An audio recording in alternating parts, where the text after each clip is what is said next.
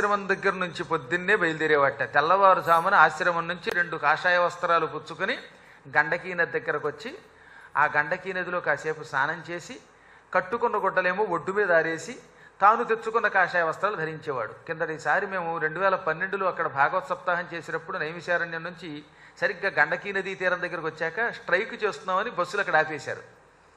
అందువల్ల మాకు అదృష్టం కలిసి వచ్చి అందరం కూడా బస్సులు ఎలాగో ఆపేశాడు కదా 5-6 గంటలు హాయిగా గండకీ నదిలో గంటల తరబడి స్నానం చేసి చల్లగా జపాలు చేసుకోగలిగాం.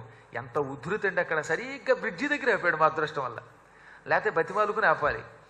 ఆ గండకీ నది స్నానం చేసినప్పుడు శరీరం జల్లుమంటుందన్నమాట. తులసి వాసన వస్తుంది. గండకీ నది జలం కూడా చాలా పవిత్రమైన నది అది. అందులో కూర్చుని రోజు 2 గంటల సేపు కూర్చునేవట. స్నానం చేసి సంధ్యావందన చేసుకుని ఆ తర్వాత అందులోనే కాసేపు జపం చేసుకుని రోజు 4 ఘడియలకి తక్కువ కాకుండా వాసుదేవ స్మరణ గండకీ నదీ తీరంలో చేసేవాడు.